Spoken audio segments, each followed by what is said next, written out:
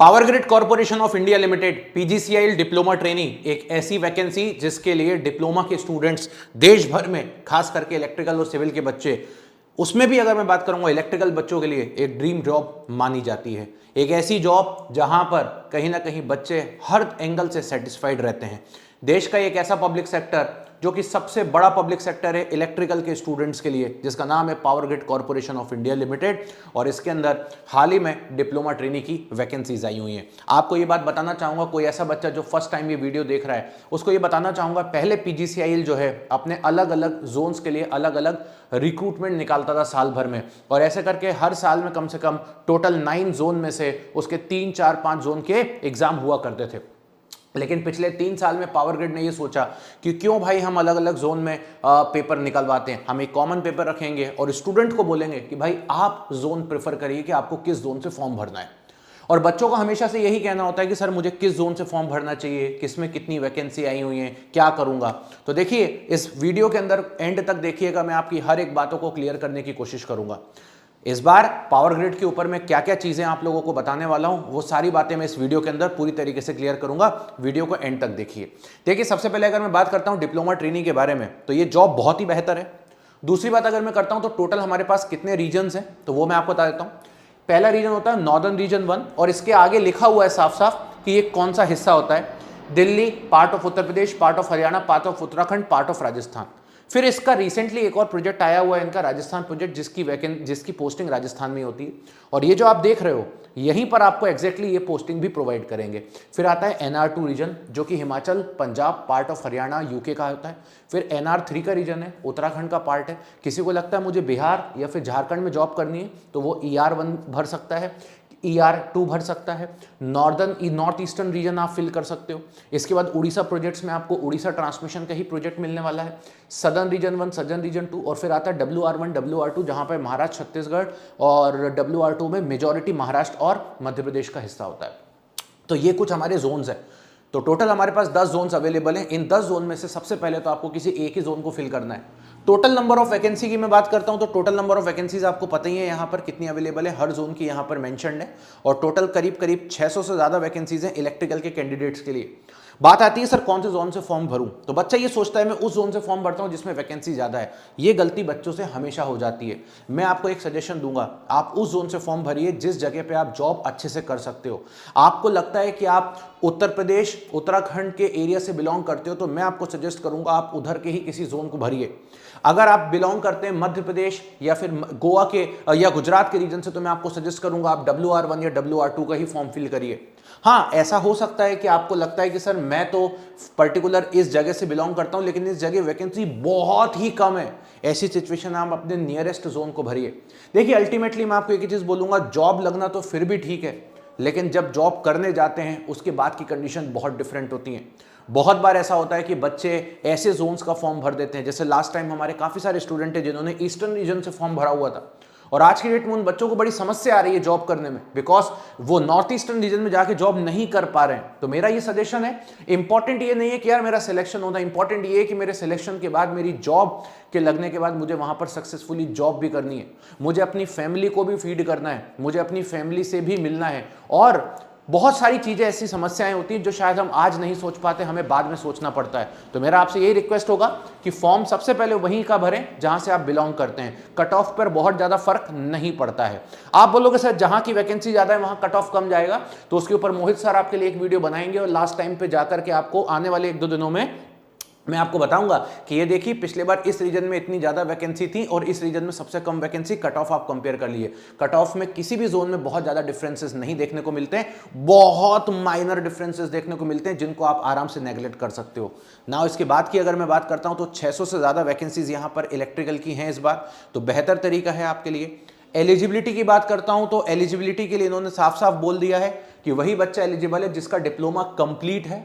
जिस बच्चे ने डिप्लोमा के बाद बीटेक किया है उसको इन्होंने एलिजिबिलिटी से हटा दिया है। जिस बच्चे का डिप्लोमा के बाद बीटेक किया है उसको एलिजिबिलिटी से हटा दिया है, और जिसने अकेला बीटेक किया है वो भी एलिजिबिलिटी में नहीं आता। तो सिर्फ डिप्लोमा किया हुआ ही स्टूडेंट ही डिप्लोमा ट्रेनिंग कर सकता है। साफ साफ लिखा है higher technical qualification like BE BTech with और without diploma is not allowed. With diploma भी अलाउड नहीं है, विदाउट डिप्लोमा भी अलाउड नहीं है, ऐसा इन्होंने साफ साफ मेंशन किया हुआ है।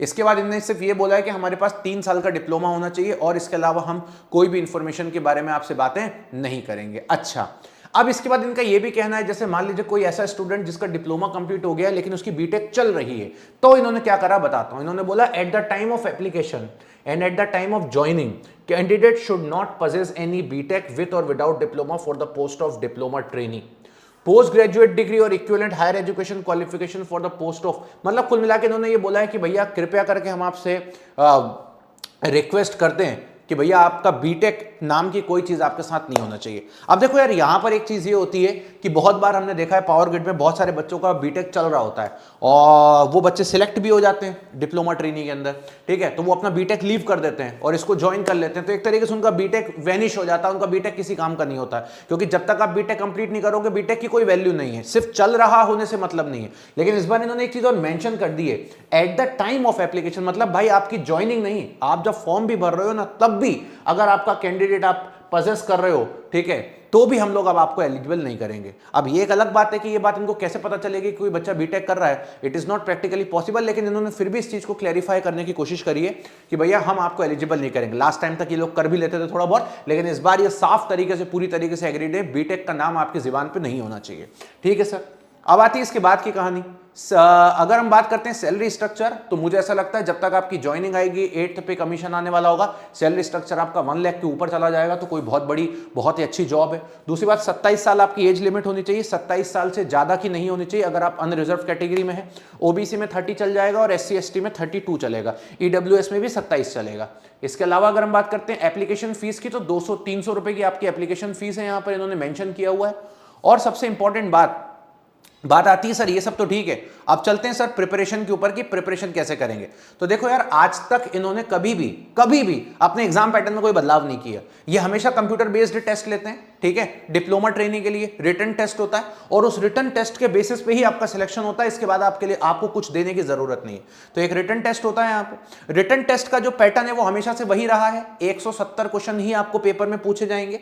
इस 170 क्वेश्चन में से 120 क्वेश्चन आपके टेक्निकल के पूछे जाते हैं और 50 क्वेश्चन नॉन टेक के होते हैं। नॉन टेक के अंदर आपकी इंग्लिश भी आती है, verbal comprehension, quantitative aptitude, reasoning ability, data sufficiency, numerical ability and general awareness, और आपकी जो नेगेटिव मार्किंग है वो 1/4 यहां पर आपको देखने को मिलती है।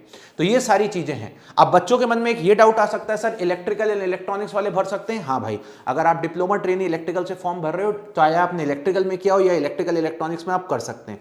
अब बात आती है सर कितने मार्क्स लाने होते हैं DTE के लिए। तो देखो यार, लास्ट टाइम तक मैं देखूं तो पिछली बार तक वैकेंसीज इतनी नहीं थी जितनी इस बार है। पेपर के लेवल पे कोई अंतर नहीं आने वाला है। टेक्निकल में बच्चा अच्छा कर लेता है, नॉन टेक्निकल में बच्चा ठीक कर लेता है, बट एक टारगेट लेके चलो कि यार मुझे कैसे भी करके यहाँ पर 120 नंबर से ऊपर तो लेके आने ही आने हैं, ऐसा टारगेट लेकर के चलना है। बाकी की चीजें मैं आने वाले अपने सेशंस के अंदर जरूर बताऊंगा। बाकी जो बच्चा फंसता है तो वो नॉन टेक्निकल के अंदर थोड़ा बहुत बच्चा इंग्लिश में फंसता है, और टेक्निकल में बच्चा फंसता है तो कुछ पर्टिकुलर टॉपिक ऐसे हैं जहां पे फंसता है, जिनको हम बहुत बेहतर तरीके से करवाने वाले हैं आपको।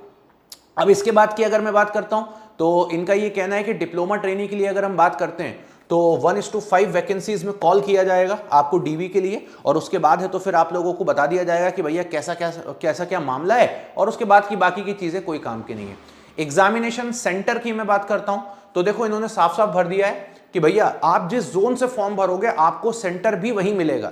तो ये पहले ही मैं क्लियर कर देता हूं आपको। जैसे भाई आपने बोला कि मैं तो सर राजस्थान से भर रहा हूं, तो आपको सेंटर जयपुर में ही मिलने वाला है। अब जैसे मान लीजिए कोई स्टूडेंट है, वो बच्चा है उड़ीसा का, उसको लगता है कि मुझे उड़ीसा जोन से फॉर्म भरना ही नहीं है, ठीक है, उसने सोचा कि मुझे फॉर्म भरना है CC से, कॉर्पोरेट सेंटर से, तो उसको सेंटर दिल्ली में मिलेगा। तो आप जिस जोन में फॉर्म भर रहे हो आपको उसी जोन में सेंटर में पेपर देने जाना, ये ध्यान रखना। तो जितने भी बच्चे नॉर्थ ईस्टर्न रीजन भरने वाले हैं और अगर वो कहीं दूर रहते हैं तो एक बार सोच लीजिएगा, शिलोंग, गुवाहाटी या डिब्रूगढ़ में ही आपको सेंटर मिलेगा। ये मैं बात इसलिए बता रहा हूं क्योंकि बहुत बार बच्चों को ये चीज पता नहीं होती है, वो सोचते हैं मैं उस जोन से भर देता हूं, आपको उसी जोन में पेपर देने जाना है, ये बात ध्यान में रखें, ठीक है। पावर ग्रिड भी चाहता है आप उसी जोन से फॉर्म भरें जहां से आप बिलोंग करते हैं। बाकी आप अपना फॉर्म फिलअप करिए, फॉर्म भरने में आपको कोई इशू नहीं आएगा, बहुत सिंपल सा फॉर्म है और किसी तरीके की कोई दिक्कत यहां पर आपको नहीं आएगी। नाउ बात आती है कि सर क्या है, 20 अप्रैल से आपके फॉर्म फिलअप होना स्टार्ट हो चुके हैं, 11 मई तक आपका फॉर्म भरा जाएगा। कट ऑफ डेट जो है एज के लिए, जो एज का क्राइटेरिया है वो 11 मई है लास्ट डेट, और क्वालिफिकेशन की डेट 15/7 है, मतलब आपका कुल मिलाकर के क्वालिफिकेशन जो है वो 15/7 तक आपका कंप्लीट हो जाना चाहिए। तो कोई भी बच्चा डिप्लोमा अगर कर रहा है तो उसका रिजल्ट उसके पास 15/7/2026 तक आना चाहिए। कोई भी ऐसा बच्चा जिसका डिप्लोमा अभी अपियरिंग में है, डिप्लोमा कंप्लीट नहीं हुआ लेकिन कंप्लीट लास्ट सेमेस्टर चल रहा है, और अगर वो 15/7 के पहले रिजल्ट प्रोड्यूस कर सकते हैं तो वो सारे बच्चे यहां पर एलिजिबल होंगे। ठीक है, चलिए अब आती है इसके बाद की बात। इन्होंने कुछ पर्टिकुलर हमें FAQs दिए हुए हैं। FAQs का मतलब होता है कि इन्होंने बोला है कि हमको भैया कुछ पूछना हो तो पूछ लीजिए। तो भैया इनका ये कहना है कि क्या हम एक से ज्यादा पोस्ट के लिए भर सकते हैं, तो उन्होंने बोला भर तो सकते हो लेकिन पेपर एक ही दिन में होगा, तो वो अब आप निपटो। इसके बाद इनका ये कहना है कि फाइनल ईयर वाले बच्चे भर सकते हैं। जी हाँ, फाइनल ईयर वाले डिप्लोमा वाले बच्चे भर सकते हैं, कोई दिक्कत नहीं है। इसके बाद इन्होंने कुछ और काम की चीज पूछी है क्या? नहीं, कुछ काम की चीज नहीं है। मेन बच्चों को जो दिक्कत आनी थी वो यही आनी थी। सैलरी स्ट्रक्चर जो अभी का टाइम है वो आपका 12.5 लाख के आसपास का CTC है, और बेटा ये बहुत अच्छा होने वाला है बिकॉज 8th पे कमीशन पावर ग्रिड के अंदर जल्द लागू हो जाएगा। तो मैं बोलूंगा आपको कि इस साल के अंत तक आप जब तक जाओगे ना तब तक तो भाई मजे ही मजे हैं, मतलब बहुत बेहतर सैलरी स्ट्रक्चर में आप काम करोगे नेक्स्ट ईयर से। तो एक बहुत ही बेहतर सैलरी स्ट्रक्चर है, इसमें हम कुछ नहीं बोल सकते। इसके बाद किसी ने पूछा कि CBT का पेपर कब है, मतलब एग्जामिनेशन कब होगा, तो इन्होंने बोला है कि CBT जो हमने रखा है वो जून जुलाई 2026 में होने वाला है। मतलब पावर ग्रिड का जो पेपर है वो या तो हम जून में ले लेंगे या तो जुलाई में ले लेंगे, लेकिन ये टेंटेटिव है। इसके बाद अगर कुछ बढ़ेगा तो बढ़ेगा, अदरवाइज ये पूरे मूड में है जून जुलाई लेने के लिए। तो CBT scheduled in the month of June July, इन्होंने टेंटेटिव भी नहीं लिखा, सीधा जून जुलाई लिख के छोड़ दिया। ठीक है, चलिए, तो this is all about your power grid. अब बात आती है सर तैयारी कैसे करें। तो तैयारी करने के लिए देखिए आपके पास अप्रैल के 6-7 दिन बचे हुए हैं। अगर आज मैं बात करता हूं आपको तो आपके पास मई का भी पूरा महीना है, और अगर इन्होंने पेपर जून में ले लिया तो आपके पास जून के कुछ दिन और रहेंगे। लेकिन अगर इन्होंने पेपर में जुलाई लिया तो आपके पास जून का महीना है।